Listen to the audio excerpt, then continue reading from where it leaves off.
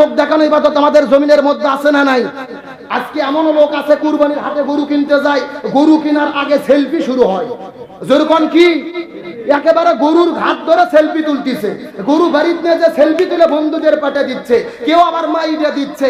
কুরবানি যে করবে, গরু জব হচ্ছে, ও সেলফি তুলতিছে।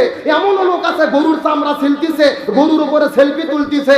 তার মানে গরু কেনার থেকে শুরু করে খাওয়া পর্যন্ত, বাটা পর্যন্ত আর সেলফি শুধু চলতিছে। সেলফি আর সেলফি, খালি মোবাইল ধরে খালি বাজ দিচ্ছে। কথা কন না কে রে? আর কুরবানি আল্লাহর দরবারে কবুল হবে? ও তো গরু কুরবানি করার আগে 6 লাখ লোক ফেসবুকে দেখাচ্ছে। কথা কন না কে? আর কুরবানি তো মানুষকে দেখানোর জন্য, আর কুরবানি আল্লাহর জন্য নয়। এই জন্য সাবধান, গরু যেটা কেনেন, পশু যেটা কেনেন, ফেসবুকে দেবেন না, সেলফি তুলবেন না। ঈদের দিনে জবে করার সময় সেলফি, গোস্ত বাটার সেলফি, রক্ত মাতানোর সেলফি। আবার কিছু কিছু যুবক গত বছর দেখলাম একটা করে আপনার টি শার্ট বানাইছে, পিছনে লিখে দিয়েছে 1 দিনের কষাই। কয় দিনের কষাই? মানে ওরা নাকি 1 দিনের কষাই হয়েছে। ইচ্ছা মতো গোস্ত নিয়ে খেলাখেলি করতেছে। অনুভূতি আনার বিষয়, হযরত ইব্রাহিম আলাইহিস সালাম ইসমাইলকে কুরবানি করেছে। ওই অনুভূতি নিয়ে যদি কেউ গরু কুরবানি করে, সেলফি তোলা তো দূরের কথা, চোখের কান্না বন্ধ করতে পারবে না। সুতরাং সেই অনুভূতিকে আমরা অন্তরে আনতে পেরেছি। এই জন্য বলে লোক দেখানোর জন্য সেলফির কোনো কাজ নাই, এগুলো কাজ করা যাবে না। এখান থেকে আমাদেরকে দূরে রাখতে হবে। আবার কুরবানির ঈদ যখন চলে আসে, আমরা কুরবানির দিনে এমন খাওয়া খাই, পেপসি 7 আপ না খেলে গরু গোস্ত হজম হয় না। কথা কন না কে?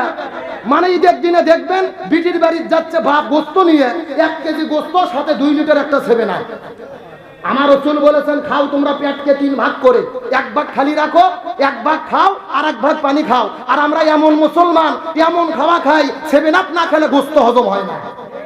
তারপরে দেখবেন সারা বছর যত রোগ না হয়, ডাক্তারের কাছে রোগী না যায়, কুরবানি ঈদের পরে রোগী ভিড় জমে যায় লাইন ধরে।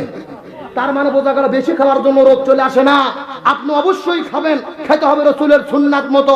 আর একটা কথা পরিষ্কার করে বলতে চাই, ঈদের দিনে 7 আপ খান, পেপসি খান, কোকা কোলা খান, এগুলো কোল্ড ড্রিঙ্কস, এগুলো কমল পানীয়, এগুলোর অবস্থা কি জানেন? ডাক্তাররা রিপোর্টে বলেছে বাংলাদেশের অধিকাংশ মানুষ যারা কিডনি নষ্ট হয়ে মারা যাচ্ছে, কিডনি ড্যামেজ হয়ে যাচ্ছে, এর অন্যতম কারণ হলো এই 7 আপ, পেপসি, কোকা কোলা, কোমল পানি খাওয়ার কারণে। এই জন্য সাবধান, ইচ্ছা মতো খায় 7 আপ, কোকা কোলা, পেপসি খাবেন না। আর একটা কারণ কি? আজকে ফিলিস্তিনে মুসলমানদের মারতেছে ইসরায়েল। এই যে কোকা কোলা কার পণ্য? ইসরায়েল। পেপসি কার পণ্য? ইসরায়েল। 7 আপ কার পণ্য?